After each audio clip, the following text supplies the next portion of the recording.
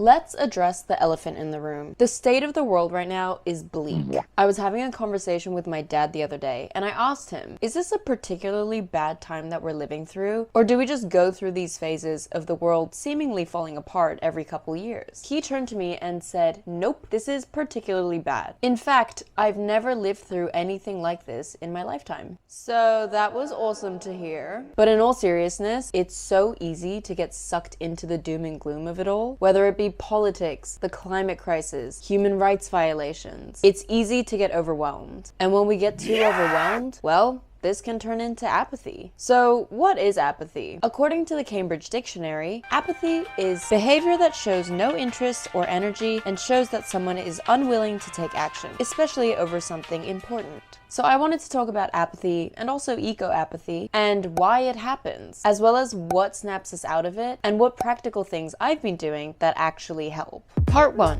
Why apathy occurs. As I mentioned briefly already, apathy can occur when things feel too overwhelming. There's just too many problems in the world to fix. And you think you're gonna do that all on your own? Yeah. Good luck, buddy. Another reason why we feel like this is because of these little things. Yeah, I know. I talk about it a lot. But guess what? Surprise, surprise. It's actually the root cause of a lot of our modern day problems. Our phones are literally designed to keep us online, keep us engaged in brain-rotted content, and distract us from the real world. And I'm not saying this to attack you, okay? Because I do it too. There are days where my screen time is well over what I'd like it to be. And you know what I've noticed? On those days, I feel particularly more disconnected and less motivated about things that I would normally care about. The final reason as to why I think apathy occurs is self-preservation. Tackling issues requires time, hard work, and energy. And when our problems are looking so massive, it's easier to numb ourselves than to face the pain of actually caring. Because yes, the issues that we are facing collectively are appalling, they are terrifying, and they are depressing.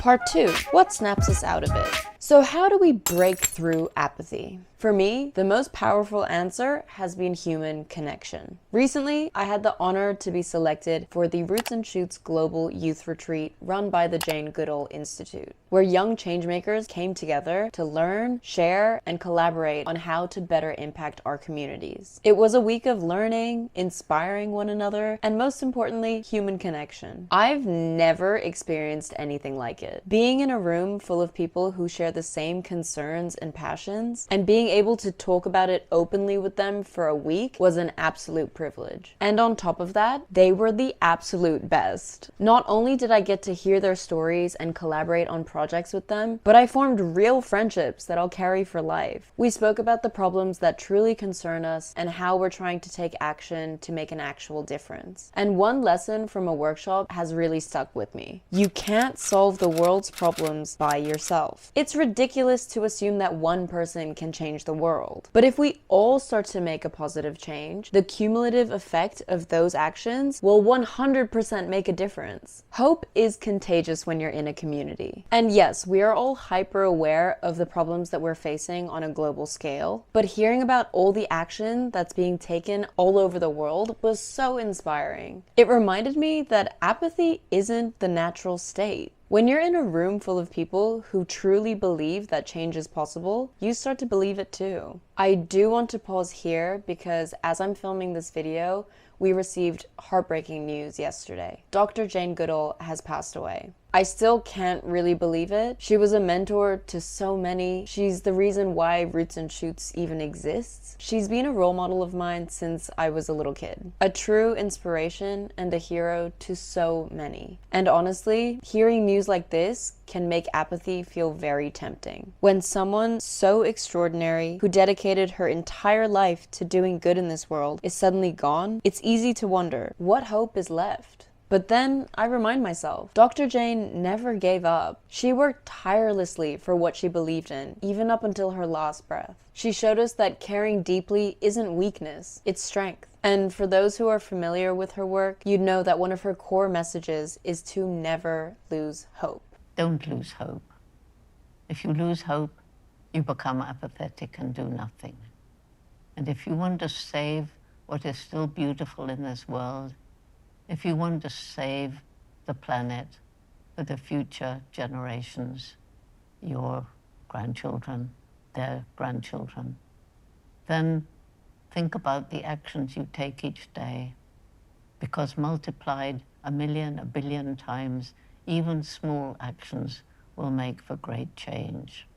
And now it's on all of us to continue that legacy, to turn grief into fuel, to work even harder for people, animals, and the environment. Because that's what she would have wanted. If anything, her passing makes this message even more urgent. Apathy isn't the answer. Action is. Connection is. Part 3.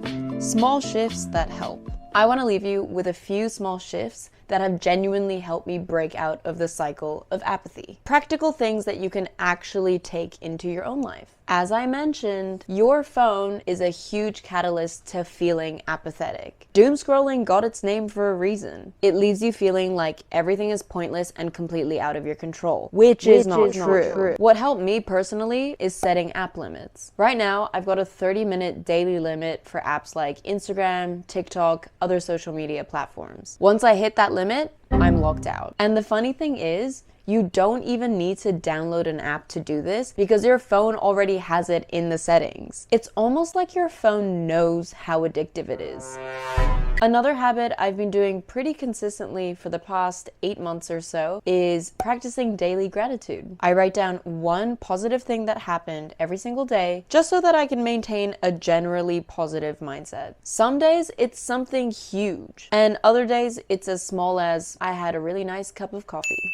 The point is, it shifts your perspective. It reminds you that even when life feels heavy, there's always something, however small, that's worth appreciating. And I know it sounds kind of corny, but it's actually true. I think reflection is also a huge part of it, which is why I also do journal quite a lot. And with the daily gratitude, I'll be real with you, I don't do it perfectly. Sometimes I skip a few days and I fill them in later. But the point isn't perfection, it's consistency. Over time, this habit has made such a difference in my mental health. Small daily actions can also help ease the feeling that everything is doomed. Choosing a reusable bag instead of a plastic bag, cooking a meatless meal. Every time you make a conscious choice to do something a little better, you're reminding yourself that these actions matter. And that's what breaks the cycle of apathy. Action, even if it feels small. And finally, one of the most important things, to me at least, is being open-minded. I know, it sounds kind of silly, but this is seriously a core value of mine that I think is really important. I think today's world is way too polarized. In politics, yes, of course, but even in internet culture. You see it all the time. Rage baiting just to see if you can get a rise out of someone, arguing just for the sake of arguing. And yes, sometimes it's funny and entertaining, but it also keeps us divided and detached. If you want to make change in the world, you're gonna meet people who think differently. Instead of shutting them down immediately, why don't we try to listen first? Why would someone listen to you if you're not going to give them the time of day and listen to them? I feel like we learned this in junior school. And let's say after you hear them out, you still disagree with them. That's totally fine. But when you listen, you open the door for them to listen too. You create that bridge that gap so desperately needs. We can't come to civil conclusions if we don't have that connection. And connection is one of the strongest antidotes to apathy. At the end of the day, apathy isn't our natural state. We were built to care, to connect, and to create change together. The world doesn't need a handful of perfect people fixing everything. It needs millions of us making small but consistent choices, fueled by hope instead of numbness. So the next time you feel like it's all a little too much, remember, action is always stronger than apathy. And even the smallest actions count. If you like this video, maybe give it a like. And maybe check out this video that hits similar themes. And if you haven't subscribed already, consider subscribing. I don't know, that's completely up to you. Thank you so much for watching. I'll see you guys in the next one. Bye!